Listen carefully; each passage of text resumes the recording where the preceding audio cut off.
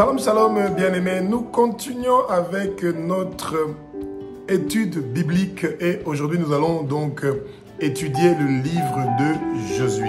Alors, le livre de Josué est un livre qui est très intéressant. Pourquoi? Parce que c'est un livre qui nous apprend à la victoire et en même temps au combat.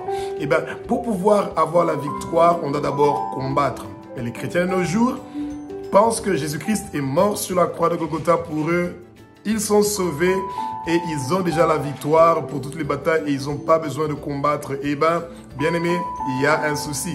C'est vrai que Jésus-Christ de Nazareth est mort sur la croix de Golgotha pour que nos péchés soient pardonnés et il a vaincu le Satan. Il nous a rachetés de la main de Satan. Il a versé son sang pour que nous puissions avoir la vie éternelle. Il est le Fils de Dieu. Il est Dieu. Et il est celui qui a versé son sang pour que nous puissions avoir cette gloire, cette victoire que nous voulons autant. Mais bien aimés, nous devons apprendre à nous battre. Et c'est pour ça que pour arriver jusqu'au lieu du rendez-vous qui est la Nouvelle Jérusalem, le Seigneur veut se rassurer que nous sommes des vaillants guerriers et que nous allons être des bons juges. Et pour être des bons juges, pour être des bons guerriers, nous devons apprendre à manier l'épée. Et manier l'épée sans connaître cette épée-là, c'est très difficile.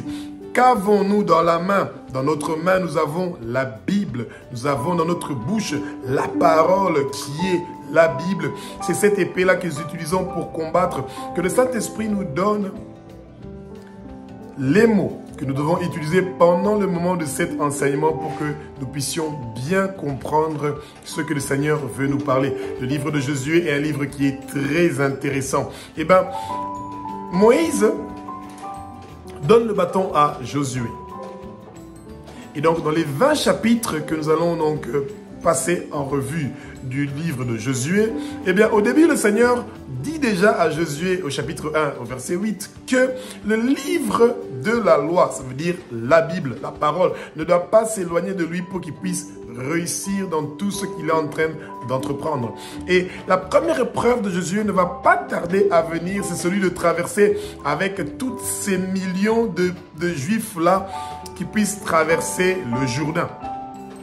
Et Josué était fortifié par Moïse, il était fortifié par Dieu et il savait que c'était un homme de guerre et qu'il va réussir à traverser le Jourdain pour qu'il puisse arriver devant la ville de Jéricho où ils avaient déjà envoyé des espions et il était sûr qu'ils allaient réussir avec cette mission-là.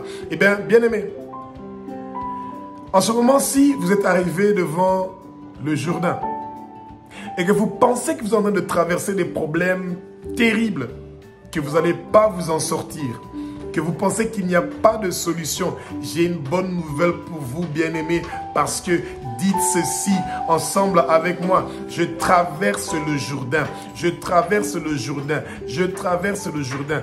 Peu importe ce que je veux rencontrer sur mon chemin, je brise ça, je détruis ça et je veux arriver jusqu'à la Nouvelle Jérusalem.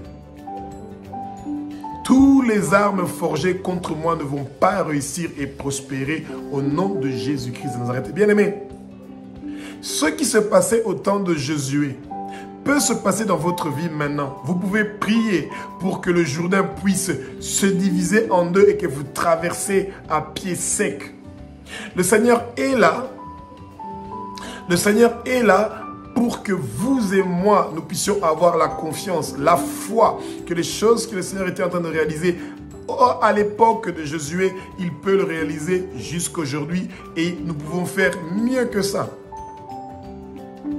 Est-ce qu'à l'époque de Josué, il pouvait prêcher sur Internet et sur YouTube et que la parole pouvait partir dans chaque recoin des 6 continents du monde entier? Ce n'était pas possible. Et aujourd'hui, nous avons ça. Donc, nous pouvons faire plus que ce qui s'est passé à l'époque de Josué, bien-aimé. Et Josué a fortifié Israël. Et c'est comme ça que les Lévites sont partis en premier avec l'arche et ils ont traversé le Jourdain.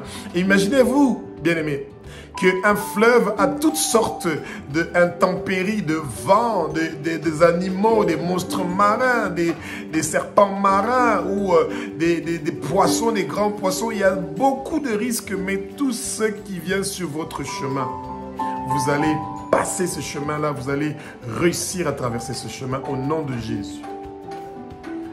Et Josué traverse avec tout son équipe, donc tout Israël, ces millions de gens qui ont quitté l'Égypte.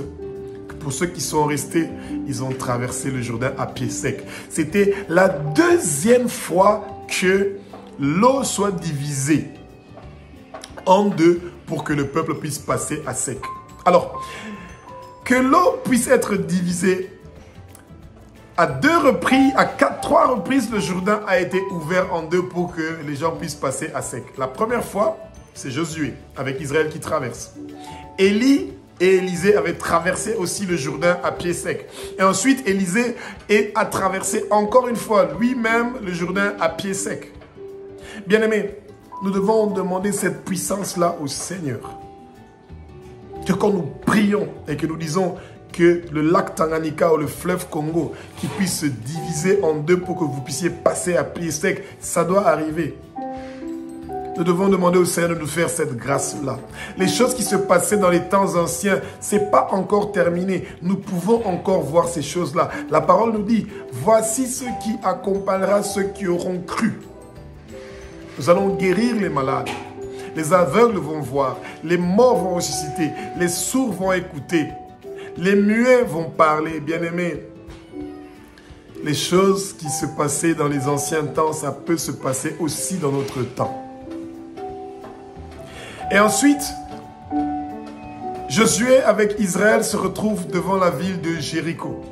Ils avaient déjà envoyé des espions pour aller regarder qu'est-ce qui se passe à Jéricho. Donc Josué chapitre 6 est un chapitre que beaucoup de chrétiens, vous devez garder ces paroles-là dans votre cœur. Que peu importe le mur qu'on a construit tout autour de votre vie, vous brisez ce mur-là, vous brisez ce mur-là, vous brisez tous les murs qu'on a construits dans votre vie, toutes les forteresses, tous les hôtels de vos familles, vous devez les briser et les détruire au nom de Jésus-Christ de Nazareth. Bien-aimés, ce Jésus qui est le Fils de Dieu, ce Jésus qui est Dieu, ce Jésus qui a versé son sang sur la croix de Golgotha pour que nos péchés soient pardonnés, il peut briser tous les murs de Jéricho qu'il y a dans votre vie. Toute opposition qui vient dans votre vie contre votre succès, contre votre réussite, contre votre maternité, contre vos finances, eh bien, Jésus peut détruire ça. Et le Saint-Esprit va mettre les paroles dans votre bouche pour que vous puissiez détruire toutes ces forteresses, tous ces hôtels, tous ces murs qu'on a construits pour vous empêcher de pouvoir réussir et prospérer dans votre vie.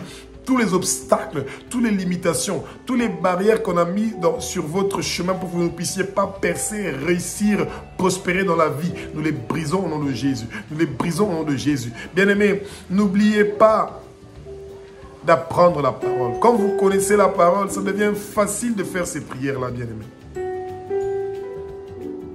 Josué 7 à 12 parle maintenant de la conquête.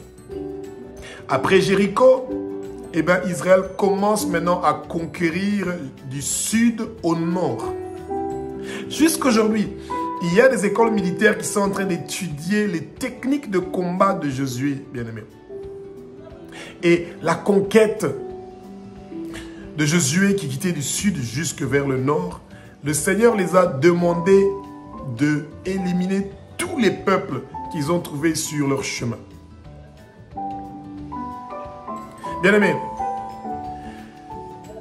dans la famille de votre père et de votre mère, il y a des gens qui ne veulent pas que vous occupiez votre vie, que votre destinée soit brillante, que vous puissiez percer dans la vie. C'est pour ça que vous devez dire que toute bataille qui vient de la famille de mon père et de ma mère, qui m'empêche de pouvoir réussir et prospérer dans la vie, je brise ces batailles-là, je détruis ces batailles-là, je ruine ces batailles-là au nom de Jésus-Christ de Nazareth. Bien-aimés, apprenez à ouvrir votre bouche, à proclamer votre victoire parce que le Seigneur parle de la victoire. Le Seigneur parle des victoires dans le livre de Josué. Le seul moment où Israël a perdu, c'est quand Akan avait pris des choses vouées à la destruction. C'est là que Israël a perdu. Mais vous, vous êtes plus que vainqueurs. C'est pour ça que votre nom est inscrit dans le livre de vie de l'agneau et ça ne sera pas effacé. Et Jésus confesse votre nom devant Abba et devant les anges. Et vous mangez de l'arbre de vie qui se trouve au milieu du paradis de Dieu. Bien-aimés, vous recevez un caillou blanc sur lequel est inscrit votre nouveau nom. Sur votre front est inscrit le nom de Jésus. Sur votre front est inscrit le nom de Abba, notre Père qui est aux cieux. Sur votre front est inscrit le nom de la Nouvelle Jérusalem, la destination où nous sommes en train de partir, bien-aimés. C'est merveilleux de voir comment le Seigneur veut que nous ayons la victoire et que nous apprenons à nous battre. Réveillons-nous tôt le matin pour prier. Réveillons-nous tôt le matin pour méditer la parole. Étudions la parole le plus possible que nous le pouvons. Ne laissons pas d'autres gens lire la parole pour nous. Quand vous avez chassé les démons et qu'ils ont quitté votre corps, ils ont quitté le corps de la personne avec qui vous avez prié,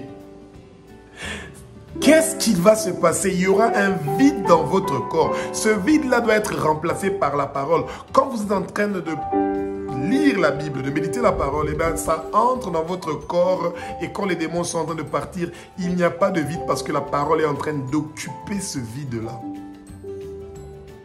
Et Josué, chapitre 13, chapitre 20, Josué continue avec Israël à occuper tout Israël jusqu'à ce que les 12 territoires, les 12 tribus d'Israël vont occuper tout Israël. Et bien aimé, il faut qu'on se rappelle que la conquête que Josué a fait, Abraham était à Canaan, Isaac était à Canaan, Jacob est retourné à Canaan et c'est quand Jacob est parti en Égypte que d'autres nations sont venues occuper ce pays où coule le lait et le miel. Et quand Israël est retourné pour récupérer leur terre, eh ben, ils ne voulaient plus partir parce qu'ils ont trouvé qu'il y a le lait et le miel dans cet endroit-là. Ils ne voulaient plus partir. Bien-aimés, oh merci Saint-Esprit. Il y a quelqu'un qui est en train de voler votre étoile. Dites, tout voleur d'étoiles, qu'il me retourne mon étoile, qu'il me retourne mon étoile, qu'il me retourne mon étoile. Toute personne qui a vendu, qui a troqué, qui a détruit votre étoile, vous récupérez votre étoile restaurée. Que le Seigneur restaure votre vie, bien-aimé. Et que tous les voleurs d'étoiles soient détruits, brisés au nom de Jésus-Christ de Nazareth, bien-aimé. Que tous les buveurs de sang et les mangeurs de chair de la famille de votre père et votre mère, eh bien que ces gens-là soient détruits au nom de Jésus-Christ de Nazareth, bien-aimé.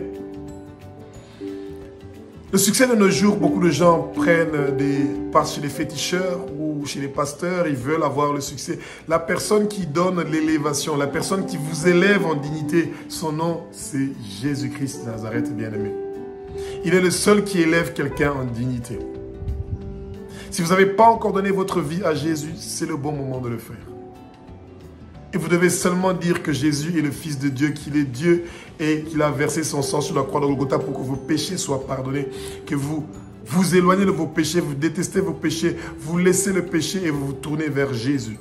Et vous pardonnez à toute personne qui vous a offensé, qui vous a fait du mal. Et alléluia, vous êtes sur le chemin du paradis. Que le Seigneur continue à nous donner la force et le courage, bien-aimés. Et comme nous avons fini de passer en revue le livre de Josué, le prochain livre que nous allons lire, c'est le livre des juges et de Ruth. Très intéressant. Que le Seigneur continue à nous donner la force et le courage de persévérer dans l'étude de sa parole, de la connaître, de la maîtriser et de grandir ensemble spirituellement. Alléluia. Alléluia. Alléluia. Merci Jésus. Merci Jésus. Merci Jésus. Merci Jésus.